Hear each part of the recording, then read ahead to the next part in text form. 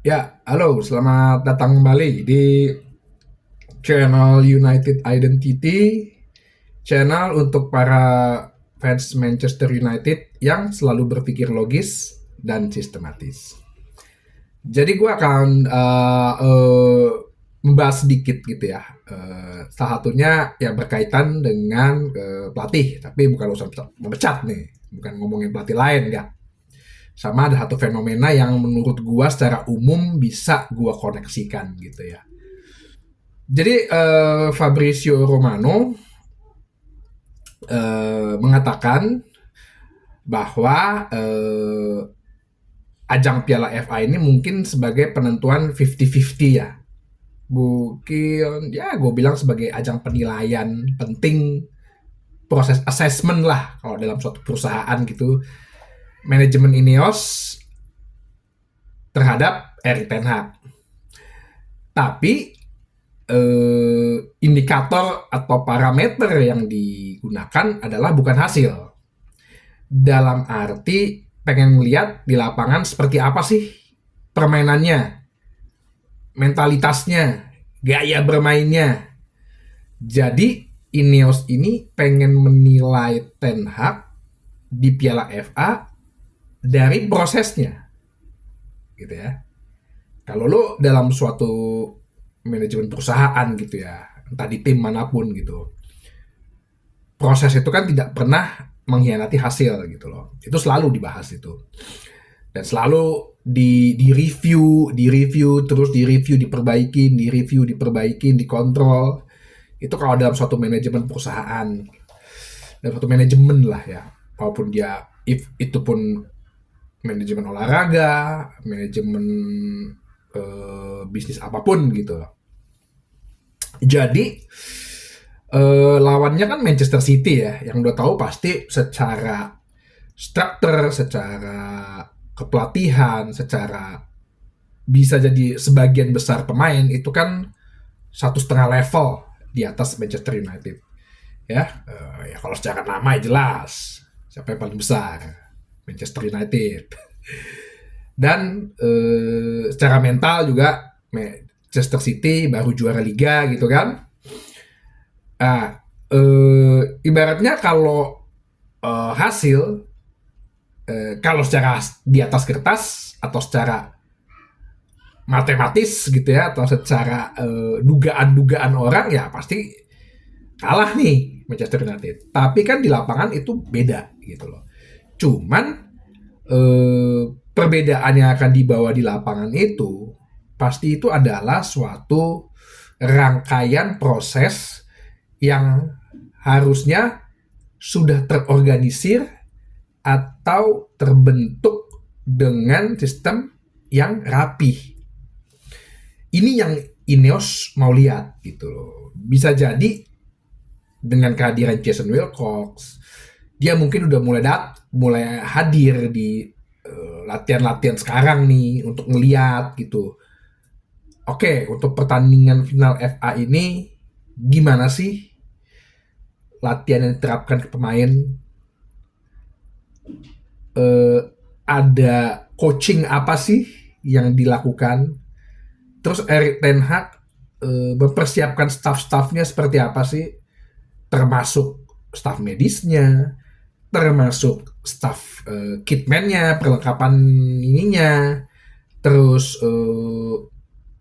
alat peraga, segala macem, mungkin juga baju, mungkin juga kesiapan mental pemain, itu pasti lagi dipantau nih saat ini gitu. Jadi makanya gue bilang tidak semudah lu tiba-tiba pecat, tidak semudah. Ada mungkin ada udah ada KPI-nya, udah ada panduan-panduannya nih. Ini sudah bikin panduan nih. Oke, ada pertandingan ini kita ngeliat ini berapa poin yang didapat dari Ten Hag, berapa memenuhi standar yang ada nggak gitu, sudah melalui benar-benar prosedur kepelatihan nggak, atau sudah melalui proses evaluasi yang baik nggak gitu. Itu yang pengen dilihat Ineos dalam pertandingan menuju sampai nanti pada saat final Piala FA. implementasinya nanti di lapangan. Nah, termasuk permasalahan dressing room gitu loh. Ini Ten Hag mendeliver gak message-nya dia ke pemain-pemainnya? Pemain-pemain bisa terima nggak? Atau memang tidak mau menerima? Nah, ini lu bisa ngeliat gitu loh. Kalau uh, pendekatan approaching-nya Ten Hag terhadap pemain dalam mendeliver message-nya, mendeliver menyampaikan teknik-tekniknya, coachingnya, strateginya, game plan-nya, itu dianggap Ineos, oh betul kok. Tapi ternyata emang pemainnya aja yang tambeng gitu loh. Emang pemainnya aja yang nggak mau bermain dengan pelatih gitu. Tapi kan bisa dilihat alasan tidak mau bermain dengan pelatih kenapa? Kalau dilihat sama Ineos pada saat seminggu ini, loh pendekatannya humanismenya bagus kok gitu loh. Nggak ada satu bentuk abusive, nggak ada satu bentuk kediktatoran. Nah, ini yang akan dilihat Ineos gitu loh. Jadi nanti akan dilihat di implementasinya di lapangan. Pemain berjuang nggak nih? Oke, ternyata berjuang. Hasil tidak memungkinkan, ya. Kan banyak faktor. Faktor keberuntungan juga bisa jadi ada. Kesialan juga ada. Walaupun kita tidak mengharapkan hal itu ya.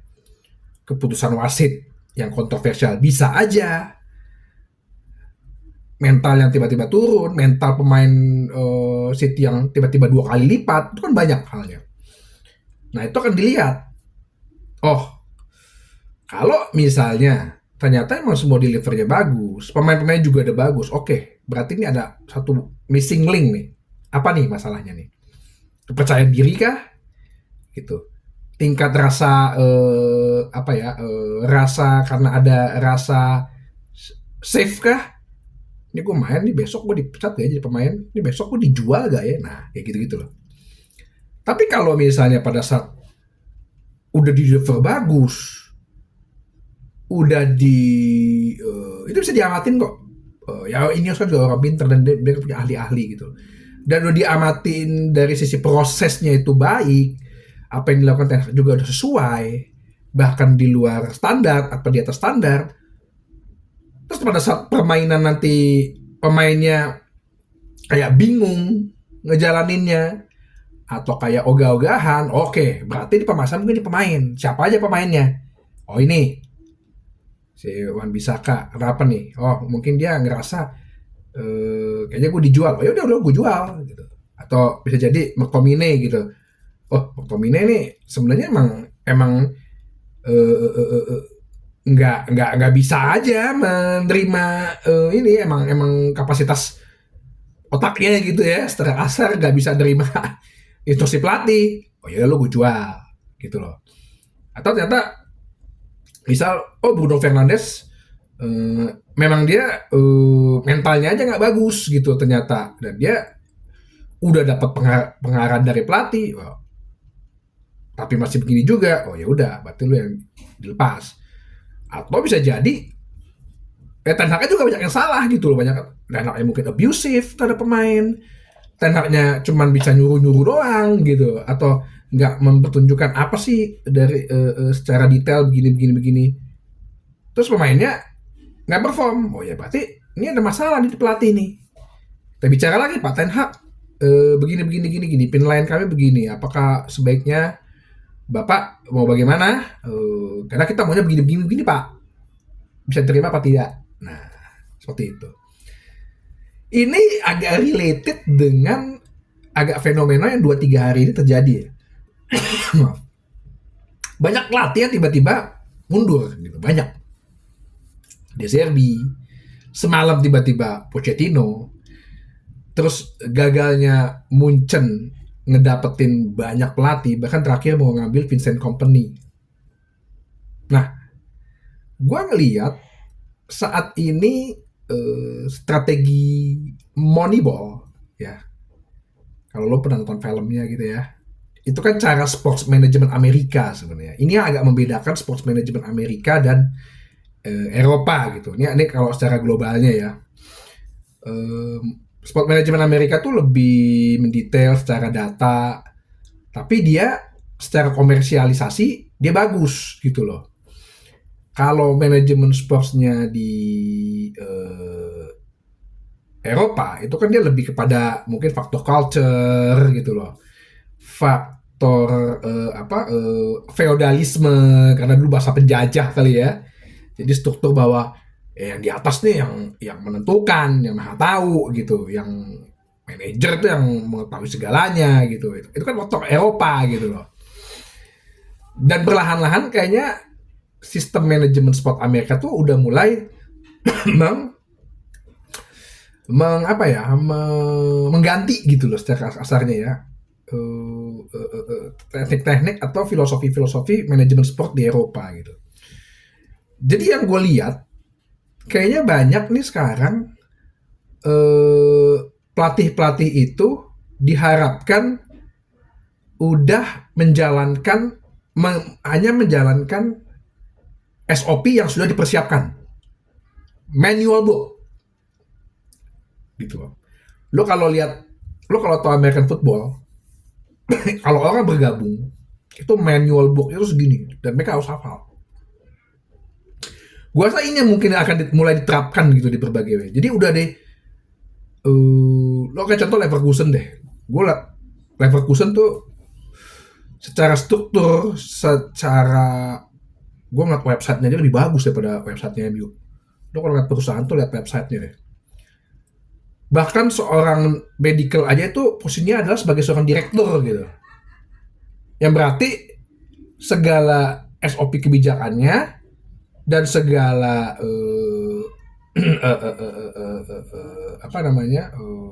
resiko-resiko mitigasi atau keputusan-keputusannya itu berada pada high level gitu loh. Dan pelatih harus menurutinnya gitu loh. Nah ini yang gue lihat kayaknya banyak pelatih-pelatih yang sekarang ini nggak bisa menerima posisi itu gitu loh. Jadi ada perubahan suatu manajemen yang dimana semua itu udah dipersiapkan A B C D nya dengan manual sistem operasional prosedur dan lo harus jalanin ini. Itu yang kayaknya saat ini kayak Tuchel gitu. Terus De Zerbi bisa jadi. Terus mungkin sekarang Pochettino itu menolak gitu melakukan hal itu. Karena mungkin mereka berpikir bahwa yang terjadi di lapangan, yang terjadi di dressing room, itu kan pelatihan tahu. Dan lu berhubungan dengan manusia. Bukan lu menciptakan robot. Itu loh. Ini juga yang saat ini dilakukan oleh Manchester City kalau gue bilang. Semua tuh strukturnya, SOP-nya, KPI-nya semua tuh udah terbikin gitu. Pemasalahnya memang mereka pelatihnya memang pelatih berkualitas. Guardiola yang bisa juga, yang dimana kerjasama dengan petinggi-petingginya si Solano sama si Trixie itu di Uzbekistan itu emang dia udah kenal gitu secara personal gitu. Jadi collaboration-nya tuh jalan gitu loh, enak gitu. Nah kalau ini mungkin beberapa pelatih jadi lu tidak menjadi identitas pelatih sepak bola saat ini gitu loh. Lo lebih kepada ya hanya sebagai coach gitu. Hanya sebagai operator ibaratnya kayak gitu. Padahal kan kalau lu nonton 99, ya coba nonton 99 deh. Ya, langganan Amazon Prime 59.000, lu bisa beli di Indomaret atau beli di Minimart atau lu pakai pulsa itu juga bisa. Lu akan lihat gitu hubungan manajer itu personal relationship-nya, hubungan antar individunya ke pemain itu tuh yang sesuatu yang sebenarnya di luar hal-hal yang berbau teknis gitu. Gue agak sangat menyayangkan juga kalau nanti tiba-tiba MU harus kecemplung terhadap hal seperti itu gitu lah ya. Segala sesuatunya udah diatur dengan manual book, terus kemudian pelatih itu harus mengikutinya gitu. Nah ini yang gue agak mengkhawatirkan. Itu makanya gue bilang sepak bola modern ini kadang-kadang udah mulai terlihat kurang gregetnya gitu loh.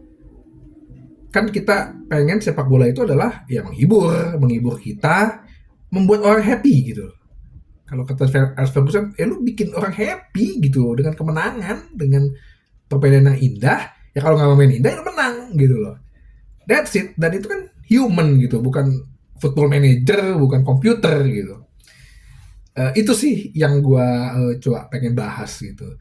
Ya semoga Ineos bisa melihat, dan gue harap selalu gue sebagai fans itu stand behind the manager gitu ya. Tapi apapun yang Ineos lakukan, terlepas dari alasannya apapun, ya gue tetap terima gitu. Cuman ya saat ini sebagai seorang fans, kalau lu track out tanpa ada reasonable yang logis dan sistematis, ya lu mendingan, ya lu harusnya support. Kalau nggak, lu mendingan gak usah di fans tim ini gitu loh. Gue pernah ada bikin video alasan kenapa secara Ineos untuk mempertahankan Ten Hag, ya lu bisa lihat lagi. Jadi itu aja bahasan gue saat ini.